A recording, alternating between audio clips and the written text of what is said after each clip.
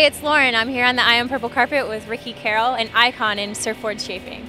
So Ricky, tell me, what got you into this business?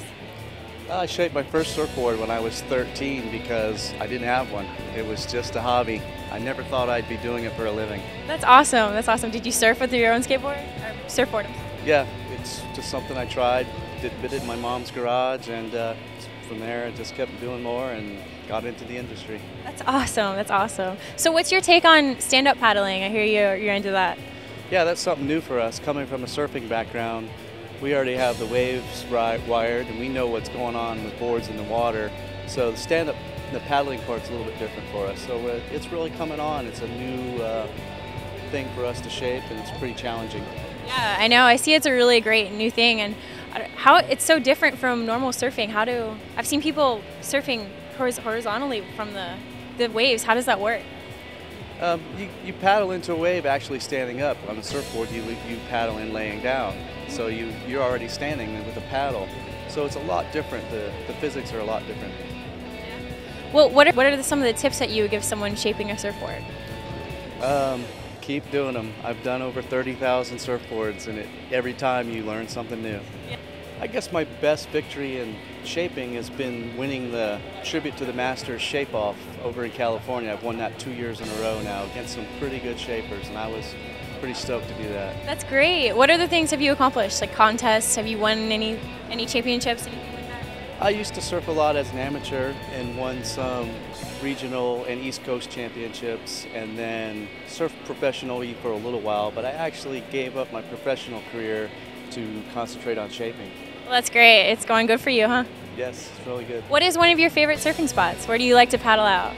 My favorite spot to surf is Sunset Beach, Hawaii. I always like it there. It's a very challenging wave. You can never get it wired. Hawaii, that's awesome. Is that where the biggest waves you've ever surfed are? Yes, there in Waimea Bay. That's awesome. I've always wanted to go to Hawaii. So what was your biggest inspiration? Is there anybody that specifically inspired you? I actually watched a girl named Marianne Hayes shape a surfboard, and that was really what inspired me to go and shape my first surfboard. Yeah. Well, that's awesome. So you're a professional shaper. What would you recommend for me? I'm 5'11". Okay. That's something when you're asked what type of board you should ride, there's a lot of information that you need. You need to know what type of surf you want to surf it in, how experienced you are. Do you like longboarding? Do you like shortboarding? Do you just want to cruise? Are you going to get radical? So a lot of information before I could just say this is going to be the right board for you. Well, I guess if I'm just starting off, I'd want to just cruise because I don't want to do anything too crazy, break my leg or anything. Right. Probably start you off on a fun board. That would be a mid-range board, something that you can paddle easy and catch waves. And then as you progress, you'll start turning it and you'll get better, and then you'll want a shorter board. Yeah? Well, that's awesome. Maybe I'll get good enough to do some tricks or something. Sure. Would you be willing to teach me? Sure. Out in Hawaii, right? Sunset Beach, I would love to go. Not the greatest place to learn, but you could definitely go out and find some spots in Hawaii to surf. Yeah, the waves are massive out there, aren't they? Yeah, they get really big. Has there been any deadly, it gets deadly out there, doesn't it? Sure, a lot of people have died surfing Hawaii. Pipeline probably one of the most dangerous spots. Definitely not the best place to start, but right. I'll definitely check it out. What are your ambitions? Anything for the future in store? Trying to run our business. We run the biggest glass shop on the East Coast, R&D Surf, and trying to expand it and just keep things rolling in this type of economy. It's tough. Yeah. Where are some places you're thinking of expanding your business?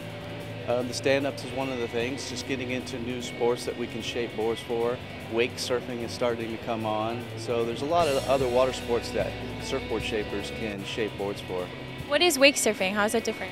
Wake surfing is different than wakeboarding because you get pulled behind a boat, but then you let go of the rope and you actually surf the wake with no rope. Oh, I think I've seen movies on that, like documentaries, and with the big, what are those called, tankers? Yeah, they'll surf behind tankers, they'll do it behind bigger boats, and they're starting to get it down to where you can wake surf behind a normal boat. Well, that's awesome. Well, thank you for joining us on the Purple Carpet.